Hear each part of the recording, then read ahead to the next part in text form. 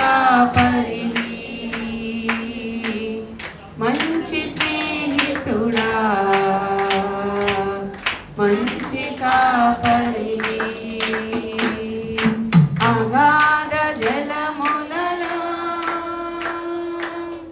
నేను నడచినను అరణ్యయానములో నేను తిరిగినను నన్ను ఆదరించినావు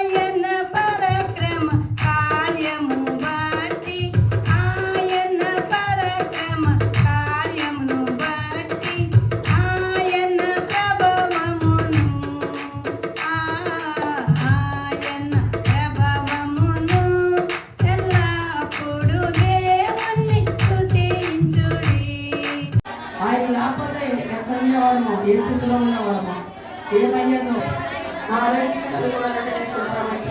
ఎన్ని పరిస్థితులు కూడా నేను వెళుతూ ధైర్యంగా ఉన్నానంటే నీకు వందనాలు. ఏ స్థితిలోనైనా నేను జీవిస్తున్నానంటే నీకు వందనాలు. ఎంత మంచి దేవుడు, ఎంత ప్రేమ పరిశుద్ధుడు దేవా. సూర్యుడికి రాసి రాజులకు రాసి పరిశుద్ధుడు ధనుషుడు భవిష్యుడు గానాలతో నిత్యం కొన్ని ఆడబడిసిన దైవానికి వందనాలు స్తోత్రాలయ్యా.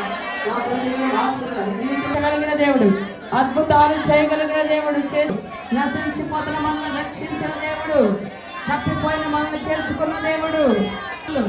భక్తిలో పడిపోతున్న కొన్నిసార్లు నీరసించిపోతున్నాం. స్తోత్రం. నన్ను, నా బిడ్డల్ని, కుటుంబాన్ని కృపను బట్టి వారు ఇంకా బ్రతుకున్నారు, సంతోషంగా ఉన్నారు, ఆరోగ్యంగా ఉన్నారు, ఆశీర్వాదకరంగా ఉన్నారు. ప్రభువుని కొందనాలు, మా సంఘంలో నిర్వహణ కొందనాలయ్యా. మా మధ్య సంచరించు దేవదేవునికి కృతజ్ఞతాస్తుతులు చెల్లించుడి. ప్రభువులో ప్రభు కృతజ్ఞతాస్తుతులు చెల్లించుడి. ఆయన ఒక్కడే మహత్కార్యములు మీద పరిచిన వాడు, ఆయన గొప్ప జ్యోతులు నిర్మించిన వాడు, పగటి నిరటుగా వారి మధ్య నుండి ఇశ్రాయేలును రప్పించెను, చేయి చాస్తాను బాహుబలము చేత వారిని రప్పించెను. ఆయన కృపా నిరంతరముండును, ఆయన కృపా నిరంతరముండును, ఆయన కృపా నిరంతరముండును, ఆయన కృపా నిరంతరం, ఆయన కృపా నిరంతరముండును, ఆయన కృపా నిరంతరముండును. చేసుకొనెను, మన శత్రువుల చేతిలో నుండి మనల్ని విడిపించెను. సమస్త జీవులకు ఆయన ఆహారం ఇచ్చుచున్నాడు. ఆకాశమందు దేవునికి కృతజ్ఞతాస్తుతులు చెల్లించుడి.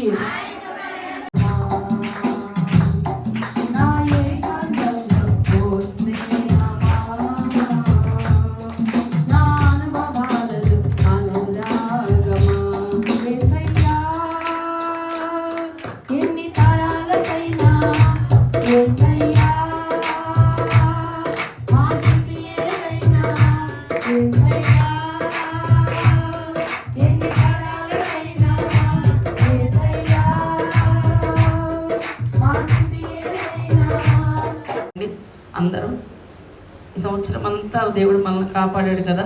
రోగాల నుండి, సమస్యల నుండి వచ్చినాయి, రాకుండా ఉండలా, కానీ తప్పించాడు, స్వస్థపరిచాడు, పోషించాడు, బలపరిచాడు. ఒంటరిగా ఉన్నప్పుడు తోడున్నాడు. అవునా?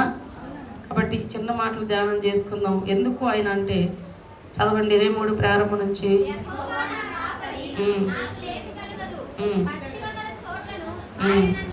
ఇప్పుడు చదువు రానోళ్ళు ఉన్నారు కదా, మళ్ళీ ఎలా మేము చదవలేకపోనుకున్నారు. లాస్ట్ చదువు నేను చెప్తా, చెప్పండి. నేను బ్రతుకు దినములన్నయు కృపాక్షేమములే నా వెంట వచ్చును. చిరకాలము యెహోవా మందిరములో నేను నివాసము చేసేదను. ఆమేన్. ఓకే, ఇప్పుడు మనం చూద్దాం. యేసు ప్రభువారంట మనందరికీ కూడా మంచి కాపరి అని అనుకుంటున్నారా? ఆయన మంచి కాపరే కదా, మనల్ని ఎంతగానో కాపాడుతున్నాడు కదా.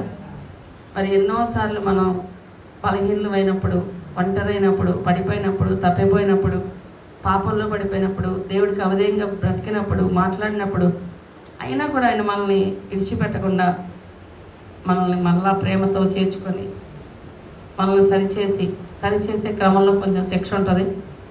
ఆ శిక్ష కూడా మనం అనుభవిస్తే ఖచ్చితంగా ఆయన కృపకి పాత్రలు అవుతాం. కాబట్టి యెహోవా నా కాపరి, మాట దావీదు చెప్తున్నాడండి. యెహోవా నా కాపరి, నాకు లేమి కలగదు. ఒక రాజు ఈ మాట చెప్తున్నాడు. మనమైతే మన కాపరి ఎవరు అని అనుకుంటాం. మనం ఎక్కువగా ఎలా ఆలోచిస్తుంటే డబ్బునో, మన బిడ్డలనో, మన బలాన్నో, లేదా మన బ్యాంక్ బ్యాలెన్స్నో, మన ఆస్తులనో, మన యొక్క బలగాన్నో చూసి అదే నన్ను కాపాడిద్ది అనుకుంటాం. నా డబ్బు నన్ను కాపాడిద్ది, రేపు నా బిడ్డలు నన్ను కాపాడతారు, నా బంధువులు నన్ను కాపాడతారు, లేకపోతే నా బలం నన్ను కాపాడిద్ది అనుకుంటాం కొన్నిసార్లు. కానీ దావీదు ఒక రాజు అయి ఉండి ఎప్పుడు అలా అనుకోలేదంట. తను ఎప్పుడు కూడా దేవుణ్ణి మహిమపరిచాడు, ఎప్పుడు దేవుణ్ణి స్తుతించాడు. మనం ఎప్పుడు కూడా మన కాపరి ఎవరు అంటే యేసయ్య. హల్లెలూయా. మనం ఆయన బిడలుగా ఉంటేనే, అందరికీ కాపరి కాదు ఆయన. ఆయన కాపరే, కానీ మనం ఆయన గొర్రెలాగా ఉండాలి. మనం ఆయన గొర్రెలాగా ఉండకుండా మనం కాపాడయ్యా అంటే కాపాడు. మనలో ఆ గొర్రె స్వభావం ఉండాలి, మనలో ఆ గొర్రె లక్షణాలు ఉండాలి. గొర్రె లక్షణాలు ఏంటి చెప్పండి?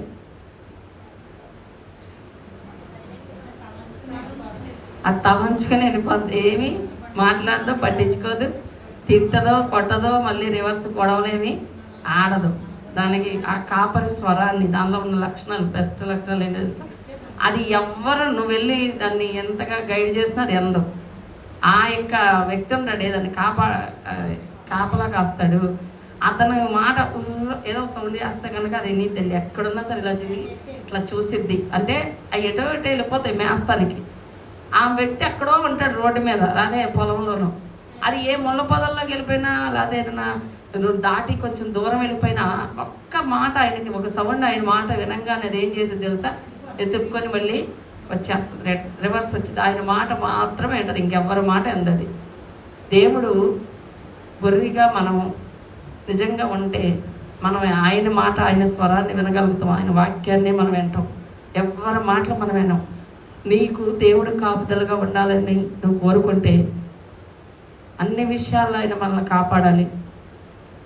కింద పడకుండా కాపాడడం, లేదా రోగం రాకుండా కాపాడడం, ఇవే కాదు, చాలా కాపుదలలో దేవుడు మనల్ని కాపాడుతూ ఉంటాడు. మన కంటికి కనిపించని ఎన్నోసార్లు ఆయన మనల్ని కాపాడాడు కాబట్టి పడతా అనుకున్న వాళ్ళు పడకుండా ఉంటాం.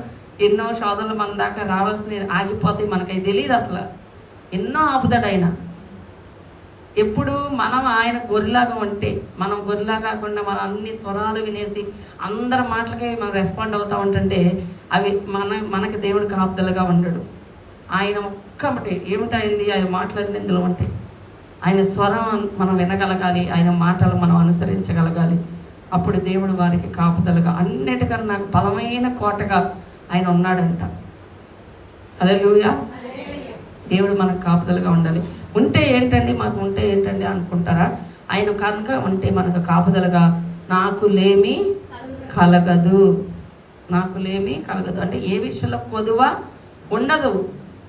ఇందాక ప్రశాంతి చెప్పింది కదా, వాళ్ళ అమ్మ వాళ్ళు ఎక్కువగా హెల్ప్ చేస్తూ ఉంటారు. మరి ఎందుకు తీసుకోవాలి, వాళ్ళే కాదు ఎవరైనా అలానే అంటారు. దేవుడు నమ్ముకున్నాక ఖచ్చితంగా బయట వాళ్ళు ఏమంటారు తెలుసా? నువ్వు దేవుడి మందిరానికి వెళ్తున్నావుగా, ఏం సాధించావు, ఎందుకు నువ్వు అడుగుతున్నావు? అందుకే వాళ్ళని ఎవరి దగ్గర మనం చేయి చాచకుండా మనం బ్రతకాలి అని మనం రోషం కలిగి ప్రార్థన చేయాలి. ఆమె పోటాడడం కాదు, వాళ్ళని ద్వేషించడం కాదు, వాళ్ళు అలా అన్నారు కాబట్టి వారిని అసహించుకోవడం కాదు. కానీ అసలు ప్రభు, నా దేవుడు ఎవరు? నా దేవుడు సర్వశక్తివంతుడు, వీటిలన్నిటినీ పోషిస్తున్నాడు. ఒక్కరోజు మనం పోషించగలమా దేన్నైనా? ఈ ఊర్లో ఉన్న ఒక్క కోడిని పోషించగలమా మనం? ఈ ఒక్క కోడి కాదు, ఈ ఊర్లో ఉన్న కోళ్ళన్నిటిని మనం పోషించగలమా? కానీ ఆయన అన్నిటినీ, వాటి ఆహారం ఆ అడవిలో ఉన్న దానికి పెడతాడు, చెరువులో ఉన్న ముసళ్ళకి పెడతాడు, చేపలకు పెడతాడు, పాములకు పెడతాడు, సింహాలకు పెడతాడు, మేకలకి, ఈ లోకంలో ఉన్న పశు పక్షాదుల్ని పోషిస్తున్నాడు. ప్రతి ఒక్క మనిషి, మరి పనిచేయని వాళ్ళు, ముసలోళ్ళు ఉంటారు, కొంతమంది ఏమీ వెళ్ళలేని స్థితిలో, వాళ్ళకు కూడా ఏదో రకంగా పంపిస్తాడు ఆయన. ఆయన ఎవరిని పస్తుంచడు, ఆయన అన్నిటినీ పోషిస్తాడు. ఆయన నిజమైన ఐశ్వర్యవంతుడి లోకంలో. అలాంటి ఒక తండ్రి మనకున్నాడు, మనం అది గుర్తుపెట్టుకోవాలి. రాసిపడినట్టుగా ఆయన ముందు ప్రభు మన దేవునికి వారి అని ఆలోచన కలిగి తండ్రి తను ప్రతిష్ఠించింది మన హృదయంలో, నిశ్చయించిన దాన్ని బట్టి మరి చెల్లించడానికి కూడా మీరు ఆటంకాలను పెట్టివేసి ఆ కృపను అనుగ్రహించినందుకు స్తోత్రాలు. మీరు దీన్ని అంగీకరించమని ప్రార్థిస్తున్నాను. దీన్ని అంగీకరించి మరి ఇంకా ఉన్న ప్రతి ఒక్క కూడలన్నింటినీ కూడా మరి